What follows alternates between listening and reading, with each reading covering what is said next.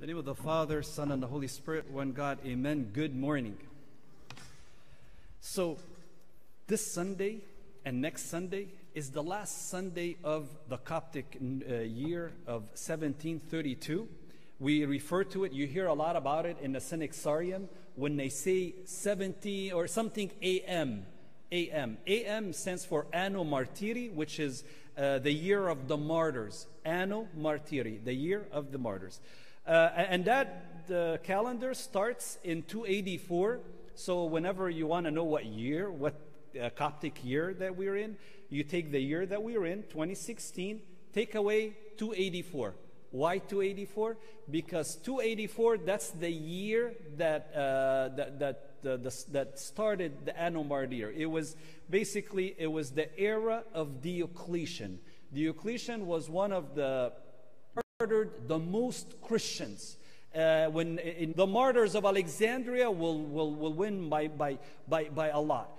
And so one of the things is that the era of Diocletian, who martyred a lot of the Christians. So we're nearing 1732. We're starting 1733 in September 11. That's Nairuz. That's when we start. So what happens is, and as you know, the calendar of the Coptic Church is 12 months of 30 days, and then there's a little month. It's called the little month. That little month is usually 5 days. Unless it's a leap year, it's 6 days. And they add up, and then one little month of 5 days of the end of the world. And that's with its wisdom, and it's reminding us, just like there is the end of the world, there is also an end. It's reminding of the reality. And the other thing that it's reminding us that that end, no one knows the day, nor no one knows the hour. No one knows when the day of the Lord. By the way, whenever we talk about the end, we always refer to it, and you hear a lot about it in the epistles, it's referred to as the day of the Lord. So we don't know when is that day of the Lord comes. And the church is reminding us at the end of the year, the last 2 Sundays, is that there is going to be an end.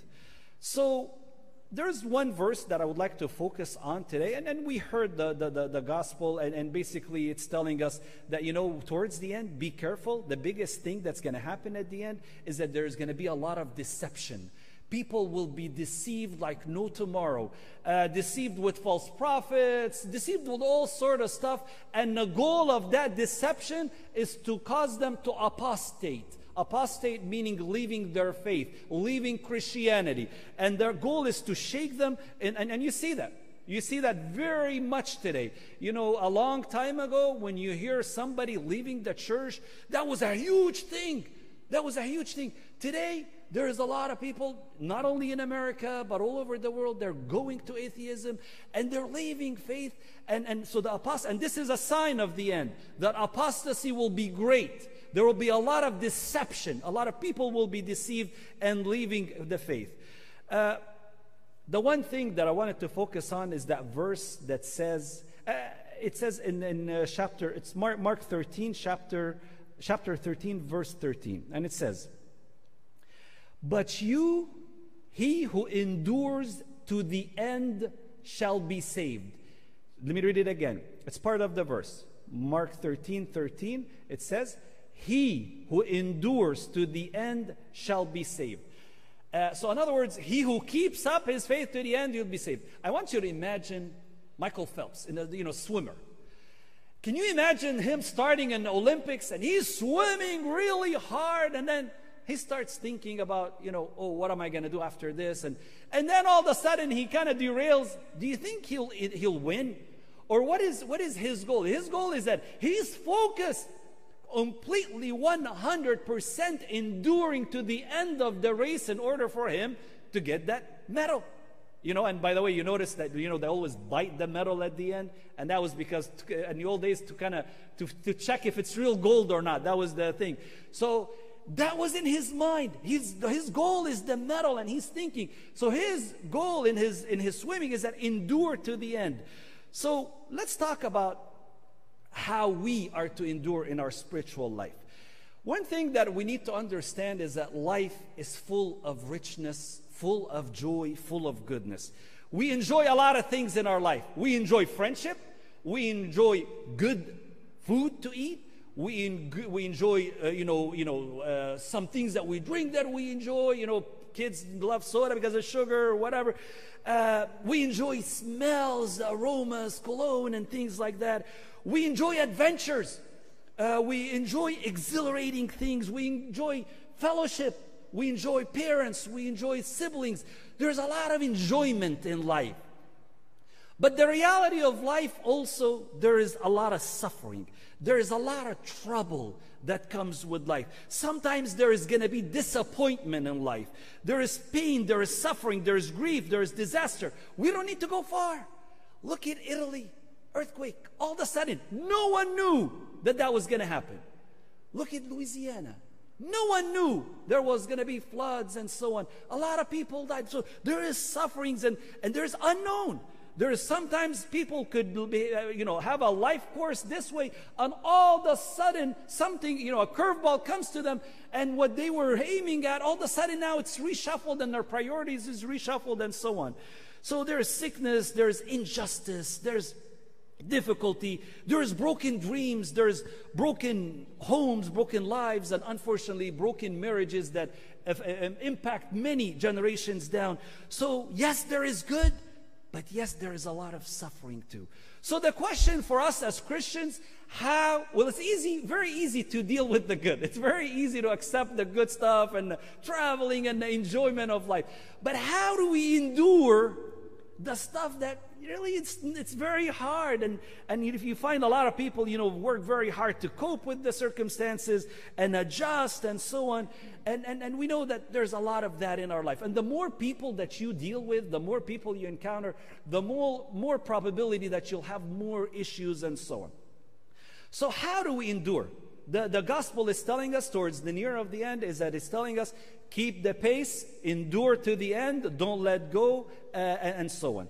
So one of the ways to help us endure, we'll look at St. Paul, and he shares some secrets on how to endure all the way to the end and not let go. So one of the things that we find is that suffering is directly connected to spiritual growth. And you see that a lot when somebody is really sick.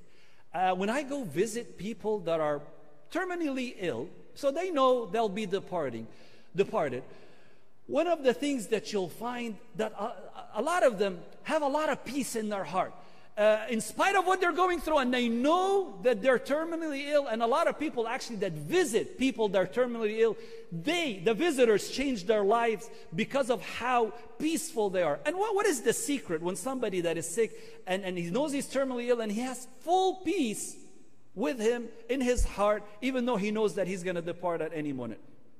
One thing that it does when someone is terminally ill, it causes the person to focus and take their eyes off the physical, and they are left only with the spiritual, and that's what concerns them the most. Because they know the physical is going. They know it's terminally ill. We don't know when is the time.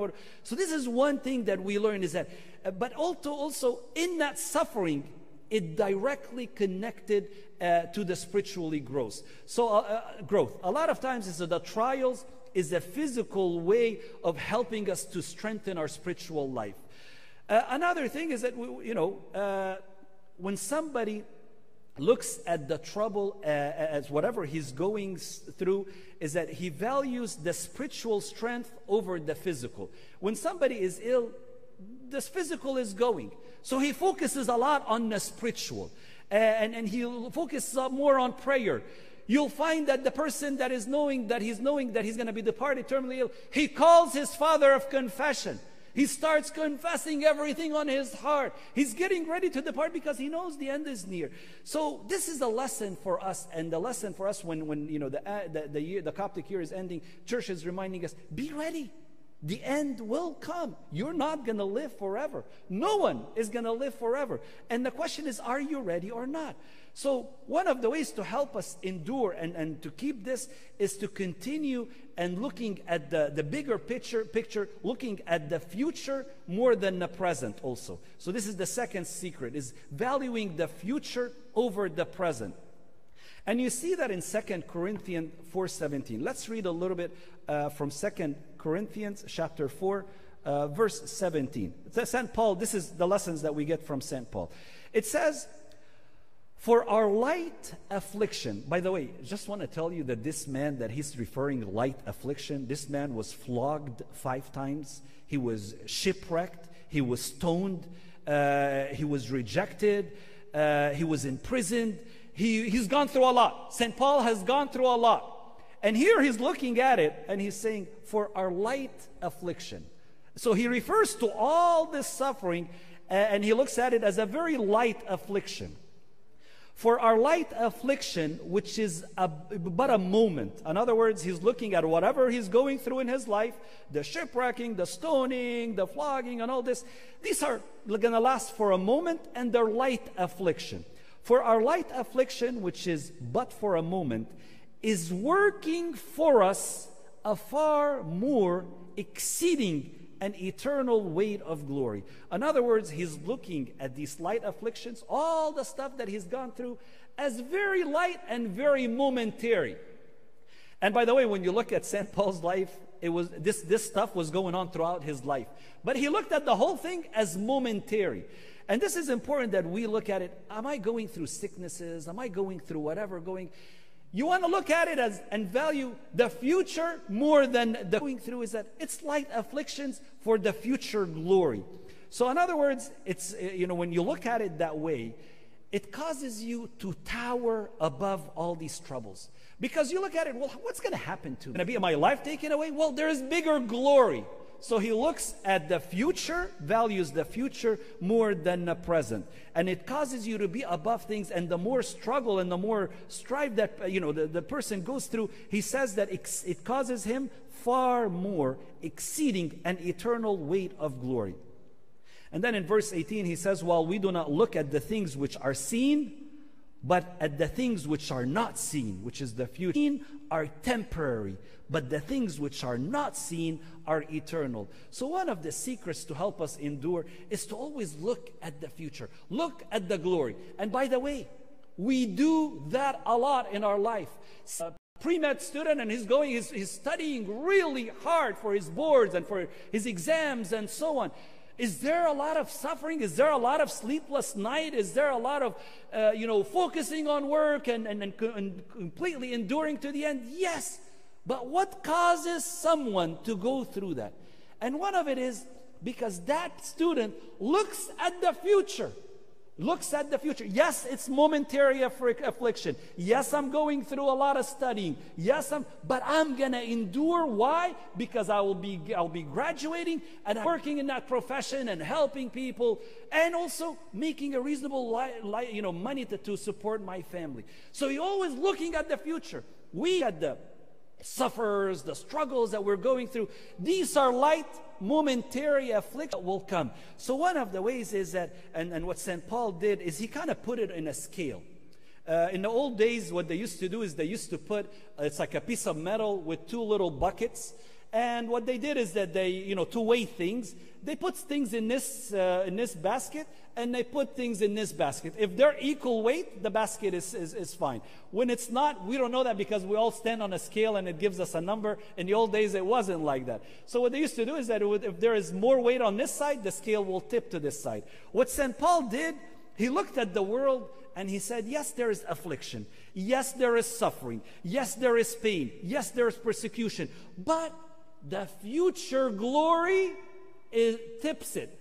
It causes it. There is more benefits in the future glory, that these things are light, very light compared to future glory.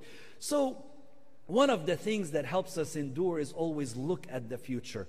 Value the spiritual more than the physical, like we learn from people like that are sick. So it's important to do that. And there's one last verse that I wanted to share with you, and it's from Romans 8:18. It says, "For I consider that the sufferings of this present time could be compared with the glory which shall be revealed in us." So in other words, he's saying that the suffering that we're seeing in this world, they're not even worth it to compare. They're nothing. They're like nothing on a scale compared to that. For I consider that there is suffering in the world, and the suffering does hurt.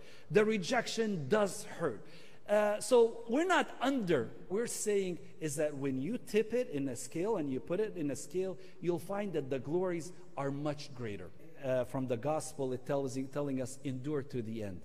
I encourage you to evaluate your life. How am I doing today? When you're young, when you go to meet Father of Confession, you confess the times that you slept without praying. That you that has something that had cheese when you're fasting. You skipped a Wednesday or a Friday in your fast. You confessed when you started your fasting late. Coptic year, which starts in September 11, it's a good idea to start evaluating your life. How am I doing? How am I doing in my spiritual life? Am I still enduring and working hard and accepting the suffering and praying regularly, fasting my Wednesdays and Fridays, and watching what I say, watching what I see, watching what I hear, watching the friends that I hang around with? Or did I start derailing from my spiritual life? So the church is reminding us is the end is near. And as the world disasters show us, no one knows when it's going to happen. No one knows when is the big earthquake in LA. No one knows. But the question is, am I ready to go back home? And that's what the church is reminding us. And one of the things that I encourage you to do is meet with your Father of Confession before September 11.